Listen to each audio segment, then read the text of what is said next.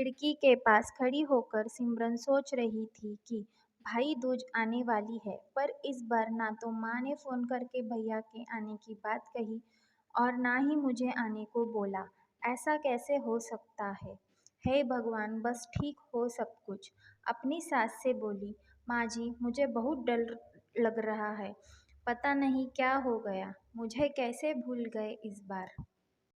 सास ने इजाज़त देते हुए कहा, कोई बात नहीं बेटा, तुम एक बार खुद जाकर देख आओ। सास की आज्ञा मिलने भर की देर थी कि सिमरन अपने पति के साथ मायके आ पहुंची। परंतु इस बार घर के अंदर कदम रखते ही उसे सब कुछ बदला हुआ सा महसूस हुआ। पहले जहाँ उसे देखते ही माँ पिताजी के चेहरे खुशी से खिल जाते थे, इस बार उन पर परेशानी की झलक साफ दिखाई दे रही थी।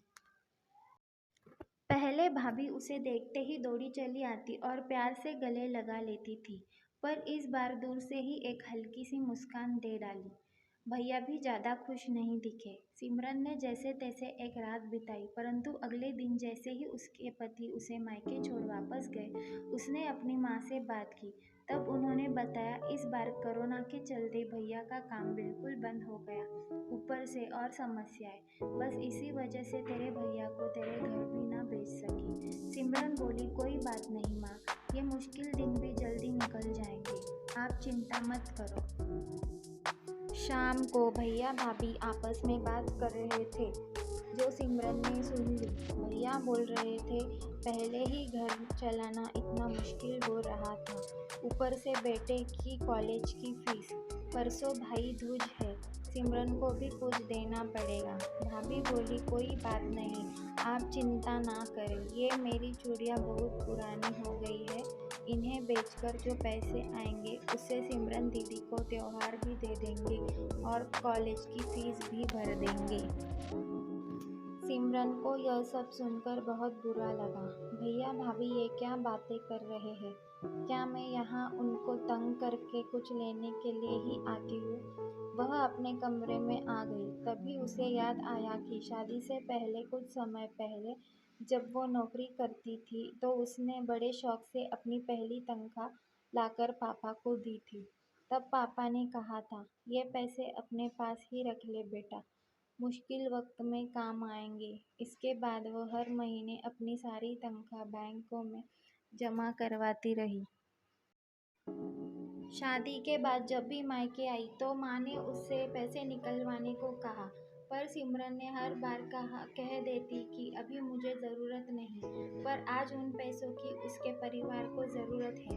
वह अगले दिन ही सुबह भतीजे को साथ लेकर बैंक गई और सारे पैसे निकलवा कर पहले भतीजे की कॉलेज की फीस जमा की और फिर घर का ज़रूरी सामान खरीद कर घर वापस आ गई। अगले दिन जब भैया का टीका किया तो भैया ने भरी आंखों से उसके हाथ 100 का नोट रखा।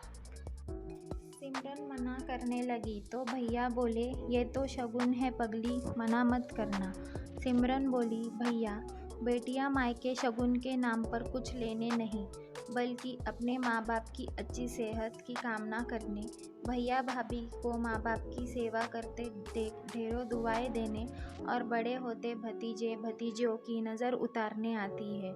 जितनी बार मायके की दहलीज पार करती है, ईश्वर से उस दहलीज की सलामती की दुआएं मांगती है।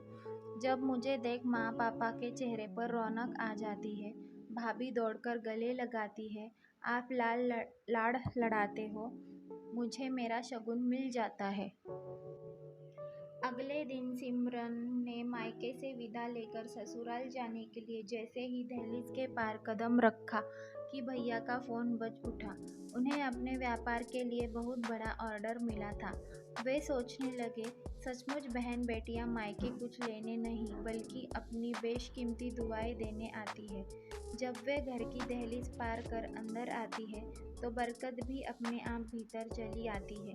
हर बहन बेटी के दिल की तमन्ना होती है कि उसका मायका हमेशा खुशहाल रहे और तरक्की करे।